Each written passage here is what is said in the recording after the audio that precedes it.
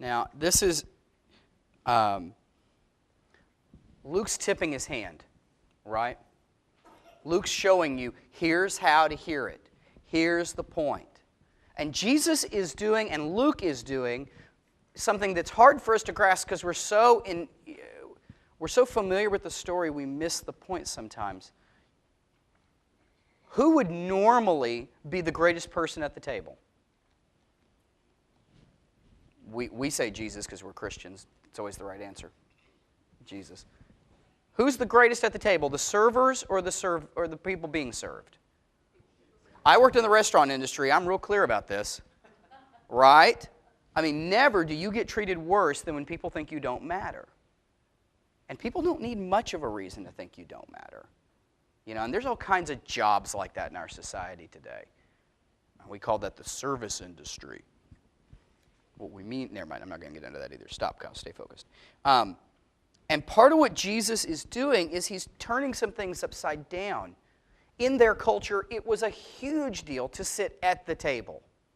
And who got to sit at the table, and when they got to sit at the table, and who got to sit next to who, was a huge ordeal. It was about honor and about in-group, and there were huge fights about who got to sit at the table and didn't get to sit at the table. Or have you not read the book of Romans? Right? There's a gigantic fight Paul is trying to head off about Jews and Gentiles. We can't sit at the same table. We can't stop it. He writes this whole huge honking big letter because he sees the impasse. And he's got to deal with it. And early on, Jesus is turning upside down the expectations that all of us have. My children didn't need a graduate degree to figure out they'd rather sit at a table and be served than be the one doing the dishes. Every time we give our children chores, and we give our children chores often enough, how come we're the slaves? Having to do work is interpreted as demeaning. Now, I remind them, you're slaves because I tell you you're slaves, right? I mean, that's the whole point. That's why we had children, so we wouldn't have to work. Now, go shine my shoes. I thought that was funny, but no one else did. Everyone normally assumes this. Jesus says, but consider my role. Look at what I've done. This is the scene that in John, what does he do next? I know we're not in John's gospel. I'm just cheating. What does he do? He takes off his clothes and washes their feet. It's like, wow. It's this act of humbling that's almost humiliating in some ways. That's the lens Luke wants you looking through. Look at that through your will to power and your avoidance of suffering. That's your thesis statement. Okay, I'm really not going to jump in again. I'm done. Simon, how Satan has pursued you, that he might make you part of his harvest. But I have prayed for you. I have prayed that your faith will hold firm, and that you will recover from your failure and become a source of strength for your brothers here. Lord, what are you talking about? I'm going all the way to the end with you, to prison, to execution. I'm prepared to do anything for you. No, Peter. The truth is that before the rooster crows at dawn, you will have denied that you even know me, not just once, but 3 times. Remember when I sent you out with no money, no pack, not even sandals? Did you lack anything? It's different now. If you have some savings, take them with you. If you have a pack, fill it and bring it. If you don't have a sword, sell your coat and buy one. Here's the truth. What the Hebrew scripture said, and he was taken as one of the criminals, must come to fruition in me. These words must come true. Once again he left the city, as he had been doing during recent days, returning to Mount Olivet along with his disciples. Now at this dramatic moment, Jesus again withdraws to pray, in a solitude made more intense by the fact that he has asked his disciples to pray too, but they have fallen asleep. And in this moment of anguished emotion, We also hear on Jesus' lips a prayer that resonates with his consistent message of the kingdom. Now, drenched in sweat, Jesus himself prays simply for God's will to be done, even if it means that he must drink the cup of suffering that awaits him in the long hours ahead. And he came to a certain place. That's you. Pray for yourselves, that you will not sink into temptation. He distanced himself from them about a stone's throw and knelt there, praying. Father, if you are willing, take this cup away from me. Yet not my will, but your will be done. Then a messenger from heaven appeared to strengthen him, and in his anguish he prayed even more intensely, and his sweat was like drops of blood falling to the ground. When he rose from prayer and returned to the disciples, he found them asleep, weighed down with sorrow. He roused them. Why are you sleeping? Wake up and pray that you will not sink into temptation.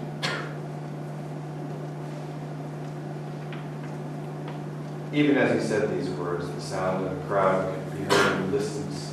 And as the crowd came into view, it was clear that Judas was leading them. He came close to Jesus and gave Jesus the traditional greeting of a kiss. Ah, Judas, is this how you betray the Son of Man, with a kiss? Lord, is this why you told us to bring the swords? Should we attack? Before Jesus could answer, one of them had swung his sword at the high priest's slave, cutting off his right ear. Stop! No more of this. Then he reached out to touch and heal the man's ear. Jesus turned to the chief priests, the captains of the temple, and the elders, and spoke. Do you think I'm some sort of violent criminal? Is that why you came with swords and clubs? I haven't been hard to find. Each day I've been in the temple in broad daylight, and you never tried to seize me there. But this is your time, night, and this is your power, the power of darkness. They grabbed him at this point and took him away to the high priest's home. Peter followed at a distance. He watched from the shadows as those who had seized him made a fire in the center of the courtyard and sat around. Then Peter slipped in quietly and sat with them. But a young servant girl saw his face in the firelight. She stared for a while and then spoke. This fellow here was with Jesus. I recognized him. Woman, I don't even know the man. A little later, a man also recognized him. I recognize you. You're one of Jesus' followers. Man, you're way wrong. I'm not. An hour or so passed, and then another person pointed to Peter. This fellow is obviously Galilean. Okay, he must be a member of Jesus' group. Look, I have no idea what you're talking about. And he hadn't even finished the sentence when a nearby rooster crowed. The Lord turned to Peter, and their eyes met. Peter remembered Jesus' words about his triple denial before the rooster would crow. So he left the courtyard and wept bitterly, bitter tears. At this point, the men who were holding Jesus began to mock him and beat him. They put a blindfold on him. Hey, prophet, use your prophetic powers to tell us who just whacked you. They kept on with this sort of insulting, degrading treatment for some time. When dawn had given way to a full day, the Sanhedrin Council assembled, consisting of religious leaders of the Sadducean party, along with the chief priests and religious scholars. They took him to the headquarters for interrogation. If you are the liberating king whom God promised, tell us plainly. If I give you an answer, you won't believe it. And if I ask you a question, you won't answer it. But this I will say to you. From now on, the Son of Man will take his seat at the right hand of the power of God. So you are the Son of God then? It's as you say. What more evidence do we need? We've heard it with our own ears and our own ears. It's a lot of text, I know. What stands out to you? Where did you see a will to power playing out?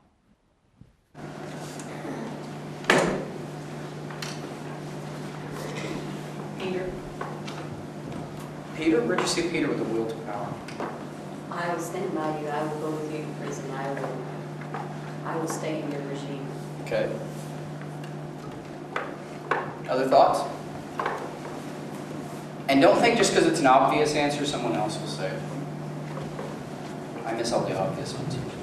The person who cuts the ear off of the... Yeah, whoever that is, I mean, at least another gospel says that's Peter, who swings and cuts off the ear of the high priest's servant. Is this why you told us to bring swords? Are we finally getting to kill Romans? Swag!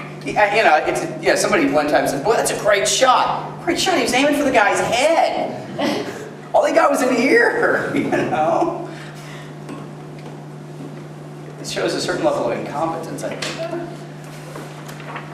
What else? Who else? Where else did you see a will to power? The Sanhedrin. Huge, huge issue. And again, and I know we say this all the time, it needs to be said again, I think. We're talking about the Jewish leadership that has been appointed by Rome. Rome stepped in and adjusted who's high priest.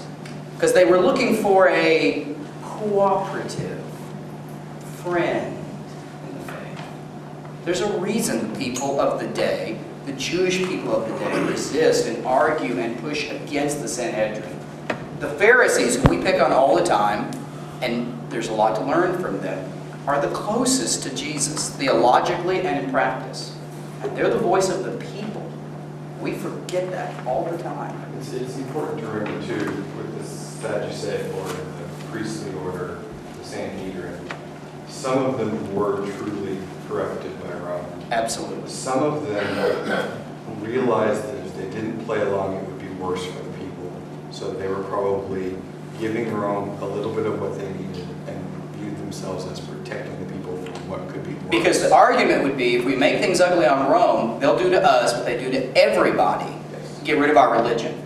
They'll destroy the temple Herod's built us, and we'll have, they'll crush us under their feet, is the argument. It's interesting to hear a rabbi respond to that. It would be really interesting, actually. But that's another story. Where else do you see a will to power? Somebody grabbing for power.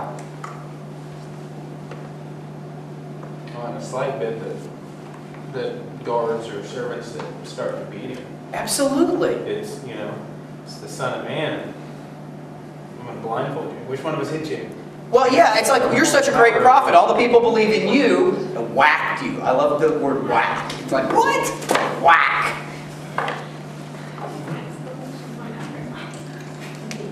Yeah, it reminds me of De Niro, some mobsters. What? I said it reminds me of De Niro, or some mobsters taking out how they whack him. Whack. Yeah, he's The a milk is always there. I was going to do it in Euro. You sound like a duck. whack. Where else? Where did you see somebody fleeing or running or avoiding suffering? Peter's the obvious answer, right? He's the easy one. And who was it? Somebody said, wept bitterly. Steve, I mean, we've heard this story enough times. If you've been in church enough times, you've heard that story enough times, you know what's happening. And it's easy to lose sight of it. Where else did you see people avoid suffering? Judas. Judas, again, there's constant debate about Judas. It's ongoing. And there's at least one school of thought is he's trying to avoid suffering one way or the other. He's afraid that they're all going to be killed, so he'll side with the Romans, and that'll fix everything. Or the temple, and that'll fix it. The disciples sleeping. The disciples sleeping. What does it say? They were tired and Sorrowful. sorrowful. They're overcome with sorrow. And so to get away from that, the easiest thing to do is lay down and close your eyes. Jesus says to them one time, I need you to stay up and pray with me. And you're falling asleep. I mean, that's a pretty heavy weight to bear. I did a communion devotion one time at Central in Amarillo, and we read that, I had that passage read, and then I said, the ironic thing about this is I'm a night owl. It's easier for me to stay up till 6 than to wake up at 6. It's just how I'm wired. And it just indicts me that at this moment when Jesus needed them, they'd rather go to sleep.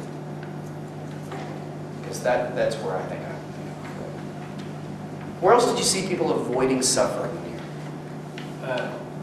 Only mentions one disciple following after they took Jesus. Yep. All the others are gone.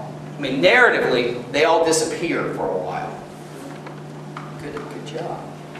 I like the fact that Peter's in the camp of the people who have just arrested Jesus and all that. And 3 people recognize him, but they don't rouse enough of a stink about it to actually do anything. Right. They just let him walk away. So it's like, this guy was with Jesus. Do I really want to start another fight? Let's not. Let's just... Or is that the point? The fact that he was with Jesus? Well, so what?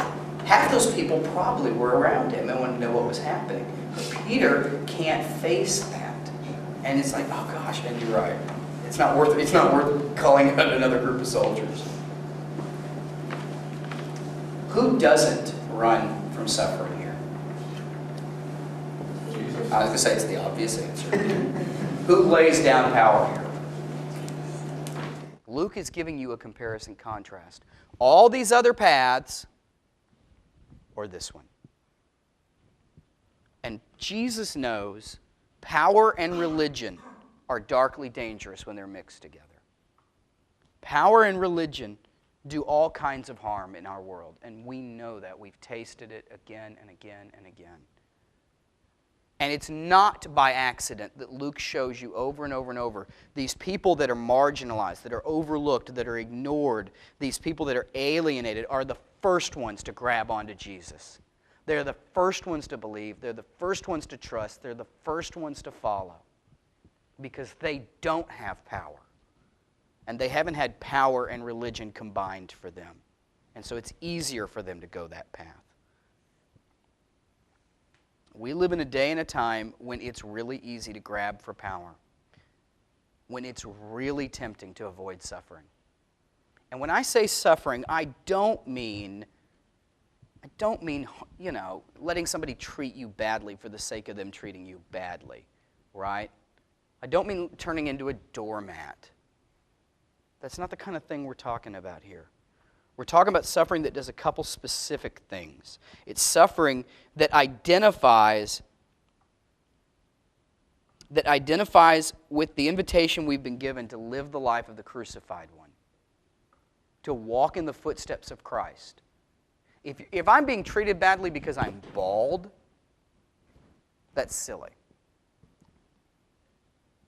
It's kind of stupid. It'd be kind of like treating me badly because I'm a female or because I have the wrong color skin. We have those ism words for that stuff to make sure that everybody knows that's wrong. If I'm treated badly because I believe in God, Jesus says I'm blessed. That's the path to be on. And it's a suffering that identifies in solidarity with the people who have been alienated, the people who have been outcast, the people who have been pushed aside. If you're going to treat me badly because I think everybody ought to have food on their table, okay, I'll go there. Shane Claiborne, if you read any of his books, Shane Claiborne, I can't remember the names of them all of a sudden.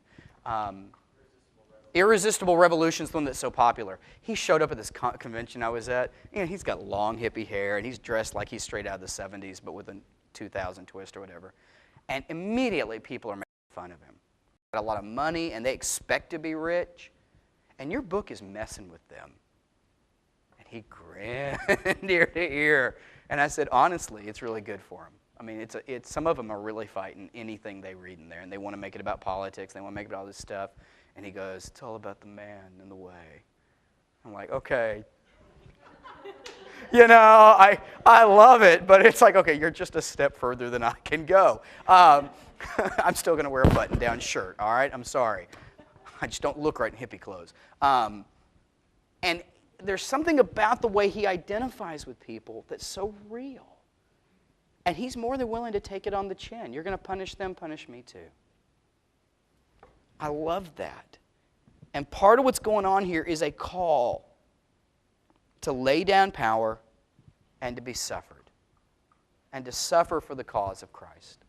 And lest you think that's just Luke or just Kyle reading it into Luke, my good friend, the Apostle Paul, writes, or don't you know that all of us who were baptized into Christ were baptized into his death? He says we always carry around the death of Christ in us so that the life of Christ would be revealed. He says we'll be conformed to the image of his Son. And what is that image? high and lifted up. Luke knows we've been called to a mission. We are called to give and to serve and to love and to give everything we have. Luke 15 is the pinnacle of Luke's gospel, and Steve got that text. Congratulations. The lost sheep, the lost coin, the lost son. And it's about a mission. It's about going and finding. But Luke knows you can't do that unless you're willing to lay down power and suffer and to serve them. And it's a call to be crucified again. Thursday, we're going to go through the cross, and I think for the most part, we're really just going to read that story. We're going to sing some songs. There's going to be some readings we do. And we're going to take communion at the foot of the cross. And then Sunday, we'll talk resurrection, and we'll let the women lead us, and then we'll follow up with the men who don't get it for a while. Welcome to Luke. Today, I invite you again to communion. I like that we take this every week. I like that we take it almost every time we meet because it's a reminder of who I long to be, the path I long to be on, to lay down power and to pick up my cross and follow him. On that night he would be betrayed, with his betrayer and his deniers and his flaky friends right with him. He broke bread and he gave it to them and he said, "Take and eat. This is my body broken for you." And he took not at least one, if not two or three of the cups. And he said, "Take and drink. This is the renewed covenant in my blood." Everyone is welcome at the table of Christ. We're going to break a little piece of bread, dip it in either this juice or in the wine, whatever you want to do. Chad's just going to play on the guitar for a little while. There's going to be some slides flowing from the life of Christ. I invite you to a time of reflection and a time of recommitment to walk in the footsteps of Christ, to lay down power, and to be willing to suffer for the cause. Would you pray with me? Father, we walk in Jesus' footsteps, not because we're so bright that we figured it out or because we're entitled to anything, but because in your love and sacrifice you came to show us how. You came to show us how to be fully human, to be alive like never before. And so, God, we kneel at the foot of the cross and we remember Jesus. And we ask you to form us in his image, that we would walk in such a way we could be emptied enough of ourselves to live and to love others the way you do. Thank you, and we love you. In the name of Christ we pray.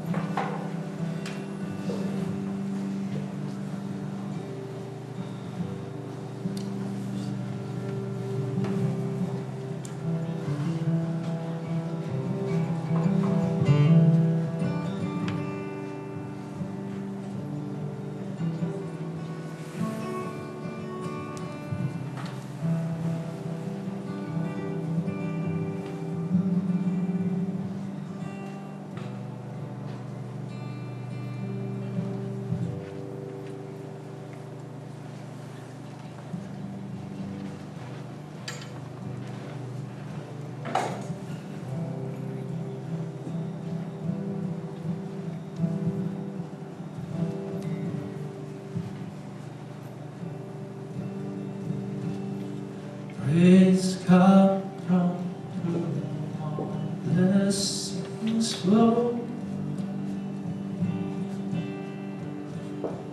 Praise Him, all creatures here below. Praise Him above the heavenly hosts. Praise Father, Son, and Holy Ghost. Amen.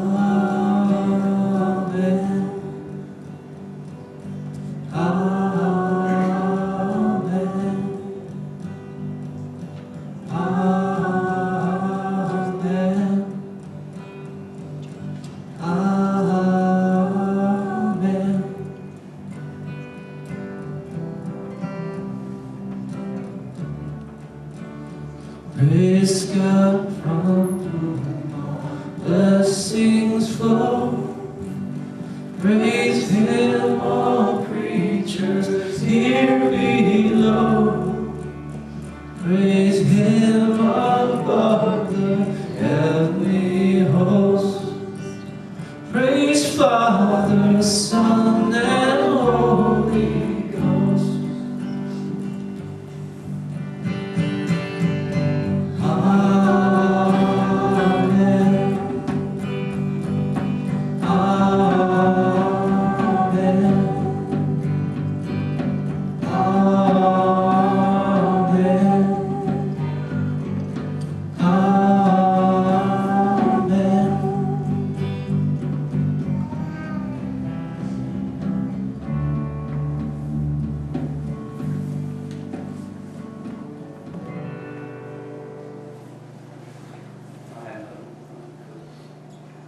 Amen.